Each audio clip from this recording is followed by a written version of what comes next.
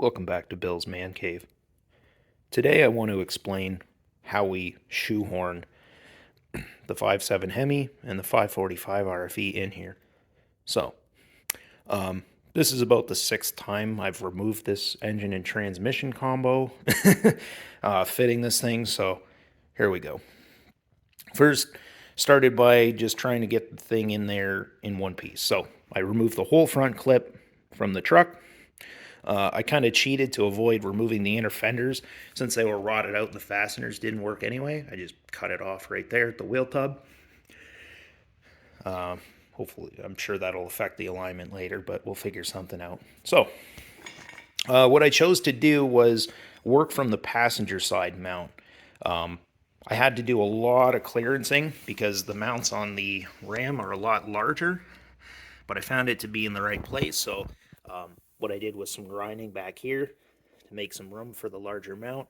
And then I had to shave the pin, basically, the insert down, because it was a little too long. This truck was all built standard, whereas the newer Hemi's all metric, so some things just didn't seem to line up. But you can tell that there's a similar sort of layout. Chrysler's been doing the same sort of thing for a while. It didn't seem too foreign in its design, so I've had to shave these control arms because the place that it puts it at, the manifold and the engine sit really low, but I'm trying to maximize clearance so I can try to use this really stupid standard manifold on the Ram. I don't know if anyone's ever noticed, but all of the Rams, even if you don't have a Hemi, you have this gigantic hump in your floor pan because somebody in their infinite freaking wisdom decided they were just going to have this manifold go this way, so it will always sag and always leak and always be stupid and take up floor space. So I don't know why Chrysler did this, but it's infuriating. So there it is. This one comes with the 45 adapter, so that fit. You can see in there the lighting. It's okay, but you can see I had to shave some of this surface off.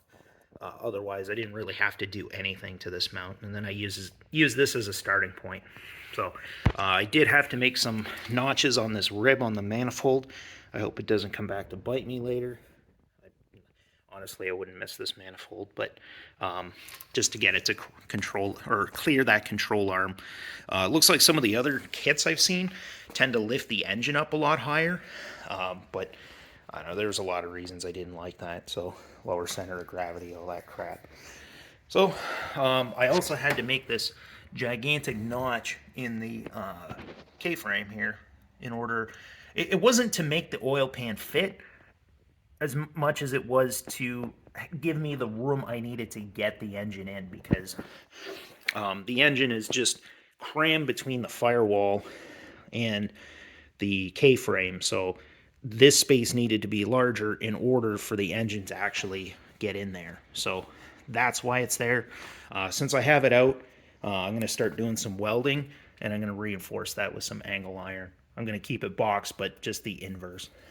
So on the passenger side, what I did was I put the factory Dakota mount in and started with a mounting plate. So let me show you that plate. Ow. Okay. So basically, marked up this plate here. You can use the old school method like I did. What I did was I just took a piece of cardboard, held it up to the block, and just pounded out these holes, and then just use that as a template. And then nothing matched up, so I had to like oblong the hole, considering rebuilding it. But once I got that bolted, I threw this engine mount into the perch, and then just marked out where the engine mount is. You can see by the crappy marker. So that gave me an idea where it needed to sit. It's also important to get your transmission tailstock in the right place before you lock this in. So this thing's ready to go. This is just your stock driver's side Dakota mount. So what I've done here is, when I bolted it up to the engine block, you need some room for these nuts. So what I used was a stack of these fender washers to shim it, like that, like so. And now that I'm confident that this thing bolts in okay, I'm going to weld some kind of spacers or bungs or whatever you want to call it here in these 3 corners. The way it's set up, I'm only going to be able to get 3 bolts in there. This one back here is not accessible, so I'm hoping 3 will be enough. And this plate steel's heavy enough that it doesn't rock around on me. It's also important to have some spacing on this side too.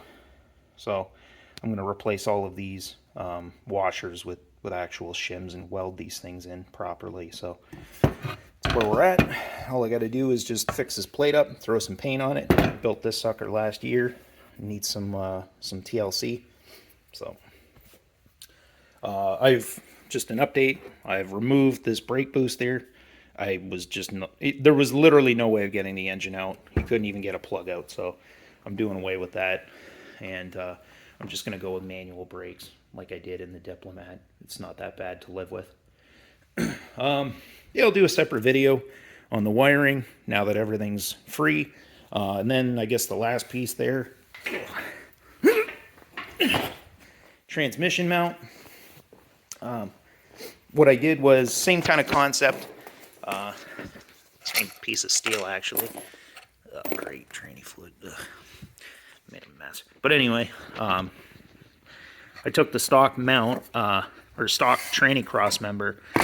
What I did was I actually used a piece of angle iron to add some support, but I moved the whole transmission cross member back a bolt. So it sits in the truck like this, and basically, hang on, which way was the front? Okay, this is the front. Yes. So normally it'd be bolted through the frame rail here. What I did was I just slid it back, so now that hole is located here. And then this will be bolted through the piece of angle iron. I grabbed these Princess Auto mounts. Oh my god, it's only been sitting for a year. The rubber didn't hold up so well. Junk. But on the other hand, I think it's the way it was compressed, so these bolts have to come out. And then I just need a spacer that fits into the insert on this rubber puck here. So, and then I want to weld a mating surface so it's not being compressed in the middle, and it should prevent the cracking. So these are cheap universal rubber mounts that I found at Princess Auto, so picked these up for next to nothing. So what I ended up doing was this plate, you can see these holes. This bolts up to a plate on for the stock transmission. So there's this plate that bolts to a cross member and stuff. So I left that in place. I'll show you real quick if I can get in there. There's this plate here that bolts up to the ram cross member. So I bolted this plate to it. It's too dark, but. And then once that was in place and I was happy with where the tailstock was and the level and everything, then I marked out these holes from the underside, drilled them out, threw the pucks in. Now they just need a little bit of reinforcement.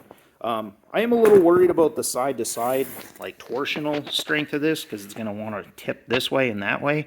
But I don't know, my rationale is the engine mounts should prevent it from doing that, and really all this is doing is preventing the tail from going up and down with the suspension travel. So we'll see how it goes. Maybe this whole thing will rip itself apart, but only one way to find out, right? Better than sitting back wondering what could have been. So and of course floor jack just to set the level and get transmission fluid absolutely everywhere, because the guy who gave it to you didn't bother to drain it. So what a freaking mess that was. So got the old man's welder here. I've used this stick sucker before, so I've actually welded a weight to a torque converter with it, so I'm pretty confident that this will hold up. Oh, yeah. The other thing is that transmission does not fit through this. So I carved this massive hole in the tranny tunnel along with the carpet. I'm not even sure how I'm going to cover it at this point. Still coming up with ideas, but it also needed to be rolled back here as well. So it's a big freaking tranny. So that hole is required for the transmission. I would cover it up, but I also have this bad boy here got a separate video on this. My mechanical linkage shifter. So that's it, and we'll have another video on some of the other components. I'm sure a lot of people are wondering about how the electronics work. There's other videos out there, but I'll give you my take on it. Thanks for joining us.